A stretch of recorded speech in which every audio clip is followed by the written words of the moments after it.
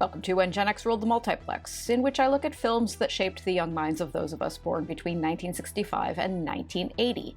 I've already looked at Brian De Palma's fabulous Hitchcock homage, Body Double, and today I'm looking at the film many consider De Palma's masterpiece, 1983's Scarface. The script was written by Oliver Stone, who had already won an Oscar for his screenplay for Midnight Express. Stone would go on to win 2 more Oscars for directing 1987's Platoon and 1990's Born on the 4th of July. Scarface is essentially a remake of the 1932 film by that name, which was directed by Howard Hawks and Richard Rawson, and was inspired by the violent life of gangster Al Capone. Stone switched the setting from 1920s gangland Chicago to 1980s cocaine-fueled Miami, and that made all the difference. Between Stone's brutal yet highly quotable script and De Palma's gorgeous, color-drenched, over-the-top aesthetic, Scarface is a blast. In 1980, amid a mass exodus of refugees from Castro's Cuba to South Florida, a newly released convict named Tony Montana arrives in Miami. Tony Montana is played by Al Pacino, already a 5-time Oscar nominee, famous for playing roles like Michael Corleone in the mafia epic The Godfather. Where Michael Corleone is calculating and cold, Tony Montana is hot-tempered and overtly violent, although both characters are equally deadly and equally well played by Al Pacino. Tony settles into a refugee camp along with his close friend Manny. Manny is played by Cuban-born actor Stephen Bauer, who had a quick cameo in De Palma's Body Double. Bauer has appeared in many projects, but is probably most famous for this role, and for being the guy Melanie Griffith married in between her 2 separate marriages to Don Johnson. A prominent Miami crime lord named Frank Lopez offers Tony and Manny green cards in exchange for killing an exiled Cuban general in the refugee camp. During a riot at the camp, the general is knifed by Tony, and Tony and Manny get their green cards. They go to work at a short-order Cuban restaurant, though Tony stares in envy at the fancy high-class nightclub across the street. Manny introduces Tony to Omar, Frank's right-hand man. Omar is played by F. Murray Abraham, Best Actor Oscar winner for 1984's Amadeus. Omar gives Tony and Manny a chance to prove themselves by buying a couple keys of cocaine on Frank's behalf from some Colombian drug runners. While Manny waits in the car, Tony goes into a beachfront hotel to make the deal. He's accompanied by fellow refugee Angel, who is played by Pepe Serna, who we saw in The Adventures of Buckaroo Banzai Across the Eighth Dimension. The Colombians are led by a man named Hector, played by Al Israel, who had a small role in Body Double, and who also popped up as the villain on the very best episode of Miami Vice. Hector pulls a double cross and Tony won't turn over the money, so Hector butchers Angel with a chainsaw. Outside, an oblivious Manny sits in the car listening to Shake It Up, sung by Elizabeth Daily, whom we have seen in Valley Girl and Streets of Fire. All the songs in Scarface, as well as the score, were composed by disco and synth-pop pioneer Giorgio Moroder, famous for his work with artists such as Bowie and Blondie and Donna Summer, and for his music for films like American Gigolo and Flashdance. Manny bursts in and saves Tony, and Tony guns down Hector in the street. Tony and Manny deliver both Frank's money and Hector's drugs directly to Frank at his mansion. Frank is impressed by Tony's bravado, and they hit it off. Frank is played by Robert Loggia, who had a long career in films and television, in films like Prizzi's Honor and TV shows like Mancuso FBI. Tony and Manny also meet Frank's girlfriend Elvira, who is gorgeous and bad-tempered and perpetually bored. Elvira is played by Michelle Pfeiffer, whom we've seen in Lady Hawk.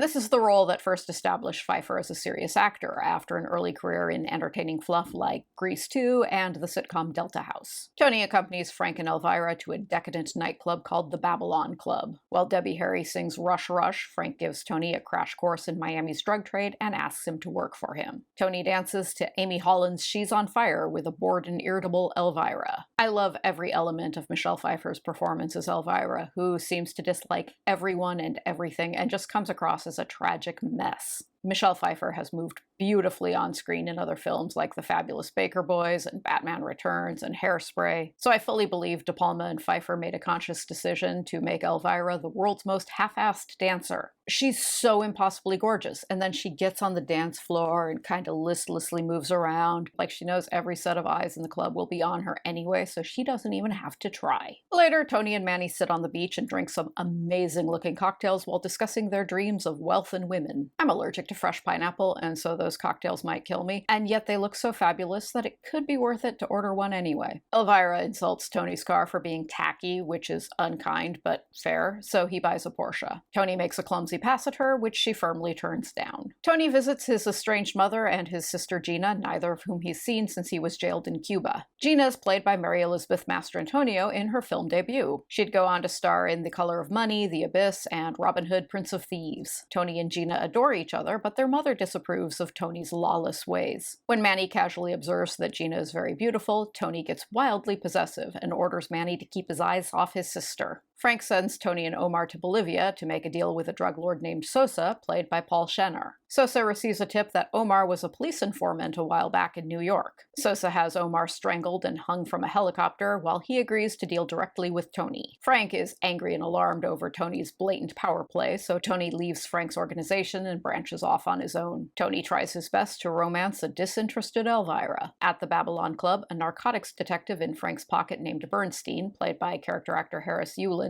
tries to squeeze protection money out of Tony. Tony spots Gina dancing with a random dude to Turn Out the Lights by Amy Holland and I'm Hot Tonight by Elizabeth Daily. Tony, whose interest in his sister openly borders on incestuous, follows them into the men's room and discovers them snorting coke and making out. He beats up the dude and slaps Gina around while Manny tries to stop him. Manny drives Gina home and Manny and Gina start to fall in love. A disgruntled Tony watches a stand-up act at the club. The club's MC is played by Law & Order SVU star Richard Belzer, whom we saw playing a comedy club MC a couple months back in Fame. In the club, a pair of assassins sent by Frank spray a great many bullets in Tony's general direction. While Beth Anderson's Dance Dance Dance plays, Tony shoots and kills the hitmen. Tony heads to Frank's mansion and kills both Frank and Bernstein. A blood-splattered Tony rouses Elvira out of bed and tells her to come with him. We get a montage of Tony's empire growing and Tony and Elvira getting married and moving into a lavish mansion complete with a pet tiger, while the song Scarface Push It to the Limit by Paul Engelman plays. Following a sting operation, the feds bust Tony for tax evasion and conspiracy. He's facing a 5-year sentence, but Bolivian drug lord Sosa has high-powered connections in the top levels of government. He offers to get Tony's case dropped if Tony kills a Bolivian political activist who has been making Sosa's life uncomfortable. Before Tony heads to New York to kill the activist, Tony gets drunk and argumentative in a restaurant, and Elvira leaves him. In New York, Tony, accompanied by Sosa's right-hand man Alberto, better known as the Shadow, rigs the activist's car with explosives. The Shadow is played by Mark Margolis, known for playing crime lords in Oz and Breaking Bad. When Tony realizes the target's wife and kids will die in the explosion, he kills the Shadow instead. Upon his return to Miami, Tony learns from his mother that Gina has run off with an unknown man. Tony tracks his sister to a mansion in Coconut Grove and finds she's shacked up with Manny, whom she has secretly married. A jealous and enraged Tony shoots and kills Manny. Tony drags a distraught Gina back to his mansion where he does an amazing amount of blow. A thoroughly messed up Gina tries to seduce her brother, then tries to shoot him. At just that moment, the mansion is invaded by Sosa's men, and Gina is killed in the crossfire. After a massive and very bloody gun battle, Tony is killed. Credits roll as he lies dead in a fountain. Scarface was a very expensive film. The production was difficult, and it went way over budget, and it was widely considered a huge disappointment. You've probably already gleaned this from the shootouts and the chainsaw murder, and Salieri from Amadeus getting hung from a helicopter, but Scarface is kind of a violent and bloody film. In the days before the creation of the NC-17 rating, the Motion Picture Association originally gave Scarface an X,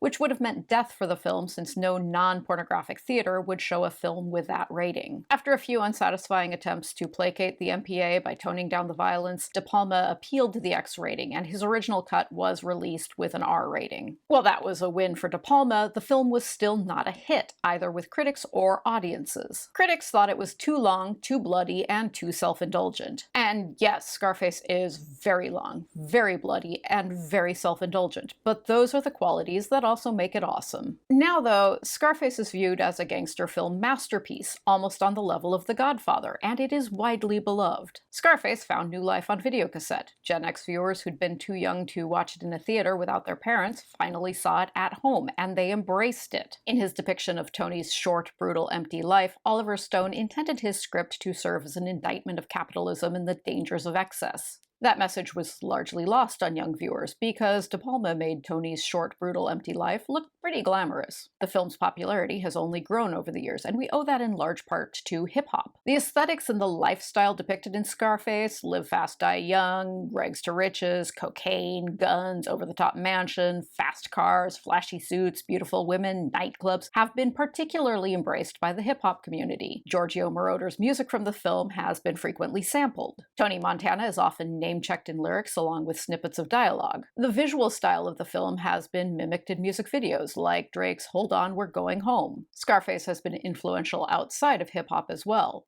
Pop-punk staples Blink-182 took part of their band name from what they thought was the number of times Tony Montana says fuck in the film. They undercounted. The actual number is apparently somewhere over 200 times. The greatest TV series of all time, Miami Vice, debuted on NBC the year after Scarface's theatrical release, and we can clearly see that Michael Mann drew some stylistic influence from De Palma's film. Miami Vice ran with the concept that Scarface first established, of a fantastical and highly cinematic version of Miami that exists as a sleek, dangerous playground for criminals. After the 1-2 punch of Scarface and Miami Vice, Miami became the epicenter of dangerous cool in the 80s.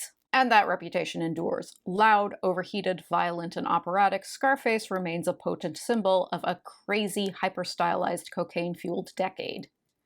Next time, I'm tackling the surreal teen comedy Better Off Dead. Thank you very much for joining me here today, and I hope to see you then.